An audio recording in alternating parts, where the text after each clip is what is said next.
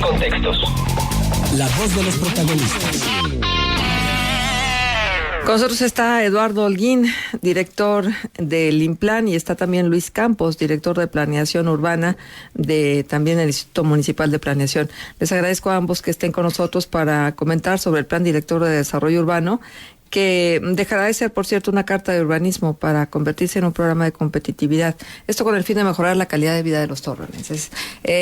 ¿Cómo están haciendo, Eduardo, Luis, bienvenidos, buenos días, para que esto sea una realidad, para que no sea pues una carta de urbanismo más, sino que sea un documento que pueda ser utilizado en aras de la competitividad del municipio? Bueno, de dos maneras. Una es con toda la instrumentación científica que tiene el INPLAN ya. También con la sociedad misma, coordinándonos con los consejeros. Específicamente Javier Ramos va a llevar el proyecto como consejero en jefe, y va a coordinar a ingenieros de la sociedad civil, conocedores del tema. De acuerdo a Javier y de acuerdo a nosotros también, el cuerpo ejecutivo del INPLAN, tenemos la suficiente capacidad instalada en Torreón, mental, ¿verdad? Las capacidades profesionales para llevar a cabo ya nosotros, sin necesidad de consultores externos, un programa director de desarrollo urbano de la más alta calidad en el país. Ello no lo obliga la ley, porque la ley de asentamientos humanos nos habla de la necesidad o el requerimiento de actualizar el plan director cada 3 años. Se publicó, el último se publicó en el 2014, en febrero de 2014. El INPLAN se abocó a georreferenciarlo. Tú lo encuentras ahorita, cualquiera del radioescuchas lo encuentra en su celular, ¿verdad? Ya está georreferenciado. Pero realmente sigue siendo una carta urbana, no un programa director de desarrollo urbano. A ver, yo creo que es importante para el radioescucha que tenga el concepto de lo que sería una carta urbana y lo que sería un plan ya con otras condiciones y con otra naturaleza de propósitos. Una carta urbana nos especifica principalmente el uso de suelo. ¿Cuáles son los usos de suelo que puedes construir tú, por ejemplo, en La Rosita, o que puedes construir tú en el centro de la ciudad? De qué tamaño, de qué altura de los edificios, ¿verdad? Cómo deben de ir las banquetas, cómo debe de ir cómo deben ir las calles, etcétera, ¿no? Las especificaciones técnicas de las calles, pero son especificaciones técnicas, no nos ayuda todavía los programas que hemos tenido para establecer líneas estratégicas de acción urbana. Hay problemáticas serias en la ciudad. Está creciendo la ciudad 6 veces o 7 veces contra 3 de la población. O sea, la mancha urbana crece 7 veces y 3 veces la población. Hay un desequilibrio obvio, ¿no? Pero ¿este crecimiento obedece a algo en particular? O sea, este tipo de crecimiento en comparación con la demografía obedece a una tendencia, pero también a una tendencia, por ejemplo, de que en Torreón no nos gusta vivir en un segundo piso o en un tercer piso, ¿no? Y no nos gusta vivir, y también a lo mejor porque no encontramos las condiciones adecuadas para vivir en lugares densos, ¿no? Las ciudades más modernas del mundo, las ciudades de mayor calidad de vida y que están desarrollando mayores niveles del conocimiento, tienen una correlación directa con la densidad, por ejemplo. Mientras la recomendación de ONU Habitat es que haya 150 habitantes por hectárea, y nosotros tenemos 70 habitantes por hectárea. Lo grave del asunto es que hace apenas 8 años teníamos 80 habitantes por hectárea. O sea que vamos en tendencias equivocadas completamente. Hacia abajo. Sí. En materia de densidad, también vamos mal en materia de crecimiento y eso urbano, le cuesta más, ¿no?, a los municipios. Mucho más, porque el gasto público se incrementa tremendamente, la inversión pública, la de nosotros, ¿verdad? Porque pues al hablar de inversión pública es dinero del pueblo, es dinero de la gente, de la comunidad, y gastamos mucho en estar dotando de servicios a nuevos fraccionamientos que van creciendo, sin orden, inclusive atentando contra áreas protegidas, atentando contra espacios verdes. Entonces todos esos desequilibrios tenemos que corregirlos, y es la necesidad de hacer un plan director de desarrollo urbano en donde participe la comunidad, participen las cámaras especializadas, participe cualquier ciudadano, participen los ecologistas, participemos nosotros como el cuerpo ejecutivo, las autoridades, etcétera, ¿no? La federación, el estado, el municipio, y podamos plasmar realmente un programa que empiece a corregir ya estas grandes problemáticas y desequilibrios urbanos. Vamos a aprovechar que también estamos contratando a ONU Habitat, porque fuimos elegidos dentro de las 10 ciudades del país para hacer un estudio muy específico de urbanismo, de los equilibrios urbanos, de la competitividad urbana. Y vamos a analizar muy a detalle todos estos parámetros de urbanismo, porque queremos tener comparaciones mundiales, también nacionales, y también conocer las mejores prácticas nacionales e internacionales para incorporarlas en nuestro programa director de desarrollo urbano. Bien, pues, muy interesante esto que nos estás compartiendo. Déjame preguntarle a Luis Campos, director de planeación urbana dentro del mismo Implan. Luis, ¿qué parte te toca a ti hacer? ¿Qué es lo que están haciendo desde el Implan para que esto que nos está compartiendo Eduardo se haga realidad? Es decir, que deje de ser una carta de urbanismo para que sea ahora sí un documento donde se pueda alentar la competitividad del municipio. ¿Qué tal? Buenos días, Marcela. Fíjate, desde el Implan lo que estamos haciendo es recuperar toda esa información que se ha estado generando. Mira, ha habido muchos planes, ha habido otras propuestas de planes parciales que a veces andan lejos y no se integran en el mismo plan. Entonces, lo que vamos a hacer y lo que estamos haciendo es integrar antiguos planes directores que ya estaban realizados y que se aprobaron para hacer una comparación histórica de cómo va el crecimiento en nuestra ciudad, a qué lugares se está priorizando, qué lugares se están descuidando un poco más, para aterrizar eso en esta revisión del plan director y poder hacer un diagnóstico de cuáles son las áreas en las que estamos descuidando. Porque, fíjate, lo que comentábamos hace rato de que se vuelve caro para el municipio después dar toda la infraestructura cuando la ciudad se expande, no solamente es un problema de los municipios, sino también es un problema para la población. Actualmente, trasladarse desde un punto, desde tu vivienda hasta el centro de trabajo, implica que vas a gastar 1/4 parte de tu salario para poder moverte. Es decir, si yo quiero ir a trabajar, de entrada voy a gastar 1/4 parte de mi salario para poder realizar mis actividades. Entonces es una problemática grave, no ya específicamente para la población. Entonces, entre más seguimos creciendo, entre más seguimos expandiéndonos, pues se vuelve más caro el transporte público, se vuelve más caro también utilizar un automóvil. Y hay estudios en donde dice, si una persona opta por tomar su automóvil y dejar el transporte, es muy difícil que regrese de nuevo a tomar el transporte público, lo que representa después otro tipo de problemáticas como pues el congestionamiento vial, la falta de infraestructura, la contaminación. Entonces todo se vuelve como un ciclo medio vicioso. Entonces lo que estamos buscando es primero integrar esta información, ordenarla, digitalizarla como ya empezamos a hacerlo con el plan director actual que está vigente, y hacer todo un diagnóstico y un análisis de un desarrollo orientado al transporte. Ese es el enfoque que le queremos dar al plan director.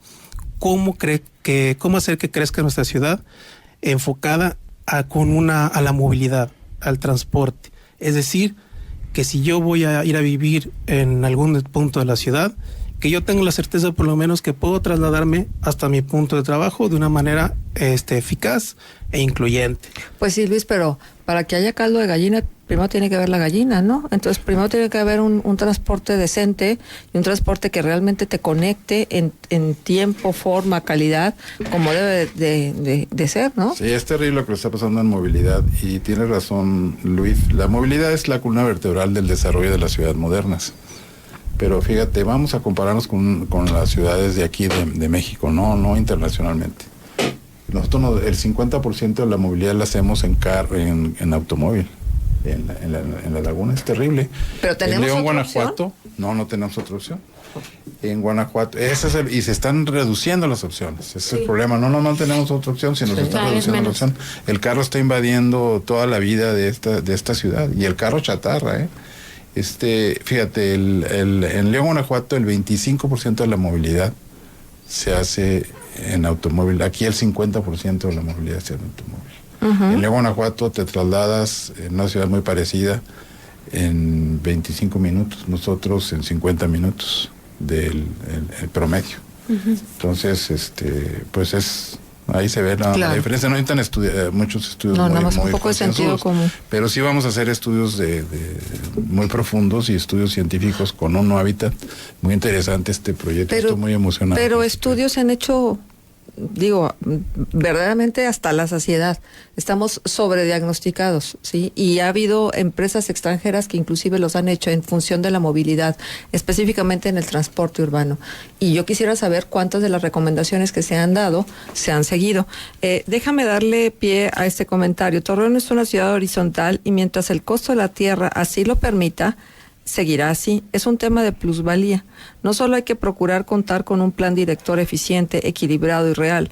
Lo más importante es el respeto y apego que se tenga al mismo, sobre todo los usos del suelo, que al final del día es la parte medular del plan. Y el uso del suelo incide de manera sumamente importante en la plusvalía del mismo.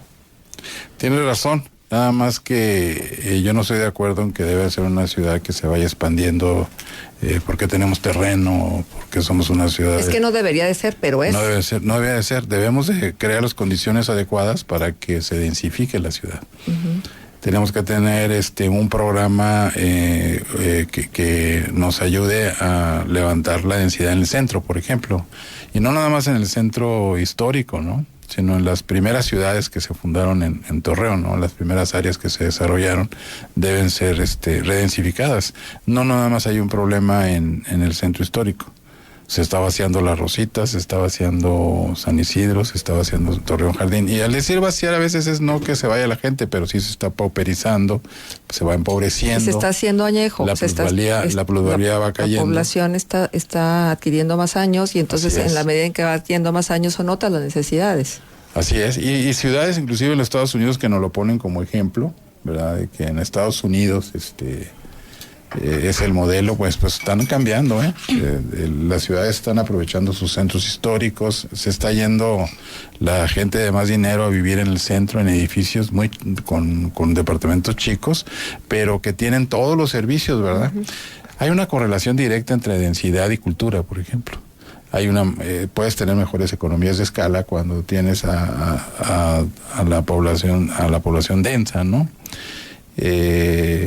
Por ejemplo en Dallas, donde me tocó a mí vivir, en el centro histórico de Dallas, pues tú vives en edificios que te cuestan carísimos, pero al bajar de tu departamento te encuentras 3 cafeterías en el mismo edificio, donde van intelectuales, donde hay una relación con los artistas, donde tienes museos. Y el edificio está en perfectas condiciones, y tienes elevador, y tienes estacionamiento, y tienes todo, ¿no? Movilidad, sobre todo para gente que no tiene facilidad para desplazarse, cosa que... Por eso el plan director de desarrollo urbano tiene que incorporar también instrumentos para que se logre esto. O sea, no nada más se trata, como tú dices, de que si hay estudios y buenas intenciones. Tenemos que también crear un proyecto de incentivos fiscales, un proyecto de incentivos financieros y de estructurales, ¿no?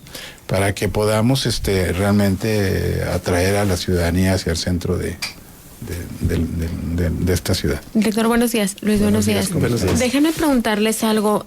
Ahora que hacen referencia a planes anteriores que se están recopilando, se están analizando, yo plantearía 2 preguntas. Y una es, ¿qué diferencias se encuentran? Porque mucho de esto que hoy describimos finalmente fue dictado por planes en algún momento. Es decir, esto que hoy estamos viendo que no era tan buena idea, en algún momento fue dictado como la solución para el desarrollo urbano. Sí. Urbanística, sí.